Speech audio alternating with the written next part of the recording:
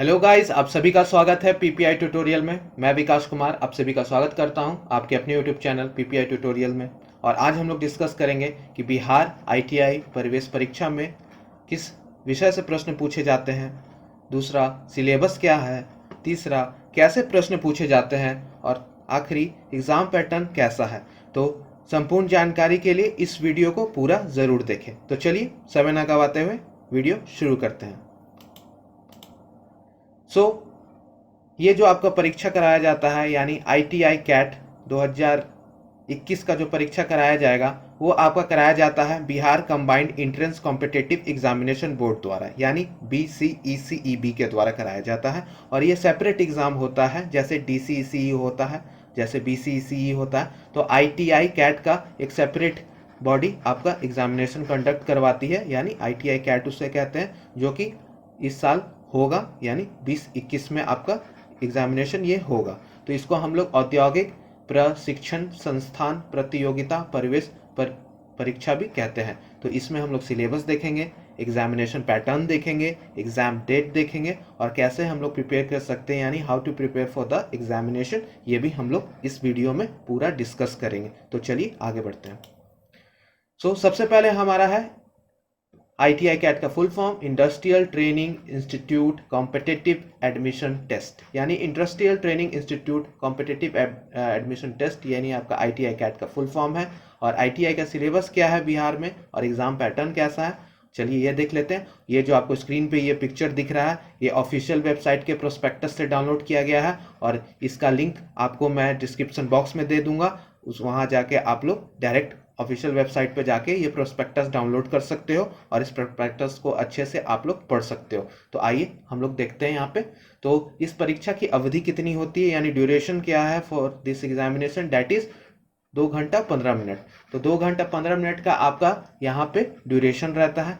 Full marks आपका 300 का रहता है यानी टोटल मार्क्स आपका 300 का ये एग्जाम कंडक्ट कराया जाता है। तो विषय क्या है आईटीआई का, तो सबसे पहले गणित है, फिर सम्मान विज्ञान है और सम्मान ज्ञान है यानी मैथ्स, जीएस एंड जीके। ये आपका 3 विषय है। और प्रश्न की संख्या कितनी है, प्रत्येक सेक्शन से आपका 50-50 प्रश्न पूछे जाते हैं यानी आपका 150 क्वेश्चंस पूछे जाते हैं।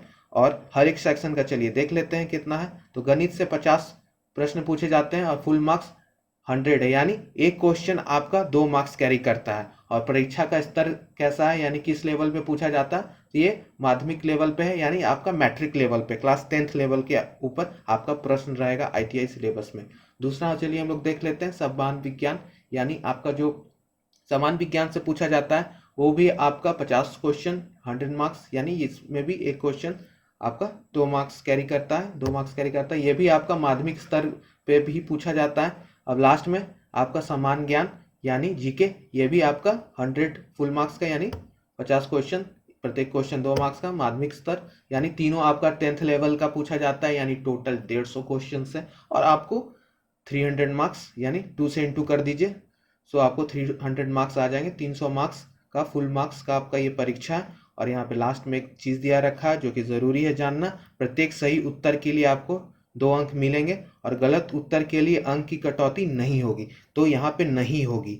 आपको बेसिकली यहाँ कहा जा रहा है कि for each question you will get 2 marks and you there is no any negative marking here. यहाँ पे नेगेटिव मार्किंग नहीं है, आपको प्रत्येक क्वेश्चन करके आने हैं, कोई भी गलत क्वेश्चंस पे आपका कोई मार्क्स नहीं कटेगा। ये इंपॉर्टेंट है, आपको प्रत्येक क्वेश्चंस करके आने हैं आपके आईटीआई के एग्जामिनेशन में, ठीक है। आगे बढ़ते हैं हम लोग। अब हम लोग आईटीआई में आरक्षण देखेंगे यानी रिजर्वेशन, किस प्रकार से सीट्स बांटा गया है जाति के आधार पर।